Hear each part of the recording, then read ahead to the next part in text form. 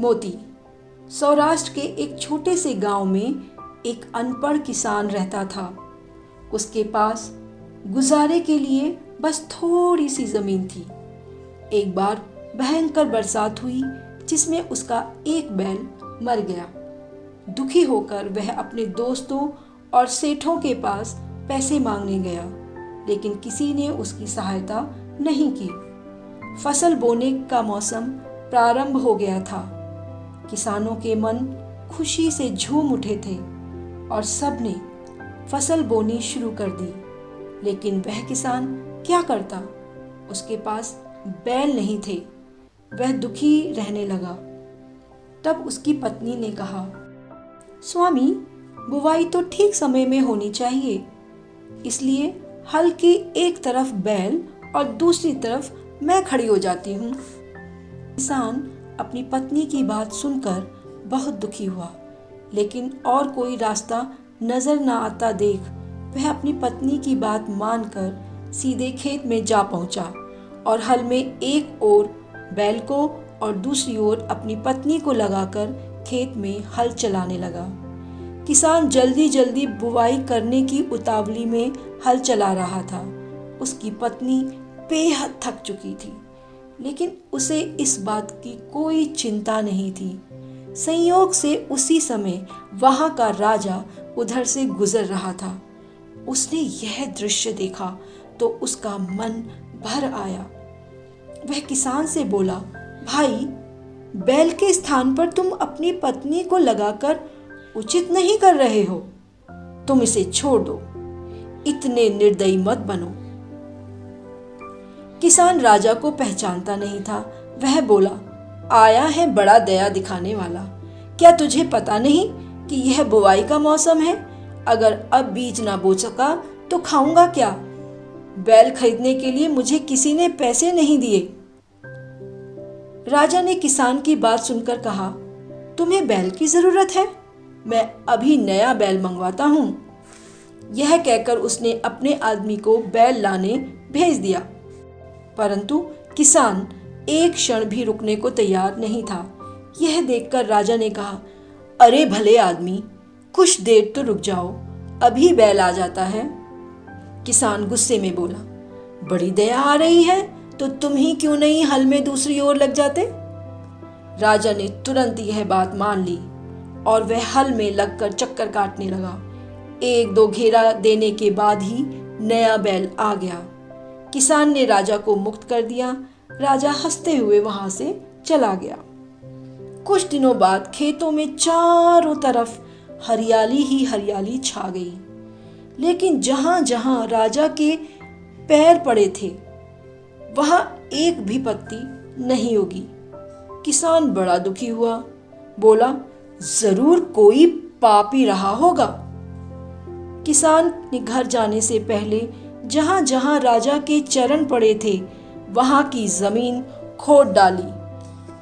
उसके आश्चर्य का ठिकाना न रहा। उस जगह सच्चे मोती खिलखिलाकर हंस रहे थे। उसके सामने मोतियों का ढेर लग गया। अब तो उसकी खुशी का कोई ठिकाना न था। वह तुरंत घर पहुंचा और सारी कहानी उसने अपनी पत्नी को सुनाई। फिर दोनों उस व्यक्ति का पता लगाने के लिए निकल पड़े। ढूंढते ढूंढते उनको पता लगा कि जिस व्यक्ति ने उन्हें बैल दिया था और जो स्वयं हल में बैल के साथ लगा था, वह और कोई नहीं, उस देश का राजा था, जिनका नाम था देपाल देव। यह जानकर किसान बहुत दुखी हुआ। उसने अपनी पत्नी से कहा, मैं भी कैसा मूर्ख हूँ, मैंने अपने राजा को ही नहीं पहचाना और ना जाने कैसे कैसे कटु शब्द कह डाले। ये मोती अपने नहीं, उस राजा के हैं। कल ही हम दोनों जाकर इन्हें राजा को सौंप देंगे। दूसरे दिन सवेरे किसान ने उन सब मोतियों को एक पोटली में बांधा और अपनी पत्नी के साथ सीधे राज दरबार जा पहुंचा। वह अनपढ़ जरूर था, लेकिन जाति का चारण था। राज दरबार में पहुंचते ही अचानक उसके मुंह से निकल पड़ा, हे देवताओं जैसे राजा देपाल देव, मैं यदि पहले से यह जानता कि तुम्हारे चलने से सच्चा मोती उपजता है तो दिन रात तुमसे काम करवाता। इतना कहकर उस किसान ने मोतियों की पोटली खोलकर राजा के सामने रख दी। राजा सहित सभी उन मोतियों को देखकर चकित रह गए। तब किसान ने उन्हें सारी कथा बताई। राजा देपाल देव मंद मंद मुस्कुराते हुए बोले, भाई, ऐसी दशा में ये मोती मेरे नहीं हैं, ये तो तुम्हारे ही हैं, क्योंकि मैं अपनी इच्छा से ही तुम्हारे बैल की जगह लगा था। इस कहानी से दो बातें सामने आती हैं। एक तो यह कि अच्छा काम करने का परिणाम अच्छा होता है। दूसरा यह कि जो राजा प्रजा के साथ अच्छा व्यवहार करता है, स्वयं को उसका सेवक समझता है, वही महान होता है। धन्यवाद। आशा करती हूँ आपको यह कहानी अवश्य पसंद आई होगी। और अब हम देंगे 5 प्रश्नों के उत्तर। श्रवण क्षमता आकलन। प्रश्न 1। किसान किस बात को लेकर परेशान था? उसकी परेशानी कैसे दूर हुई? प्रश्न 2। राजा का क्या नाम था? प्रश्न 3। किसान अपने खेत में क्या देखकर आश्चर्य में पड़ गया? प्रश्न 4।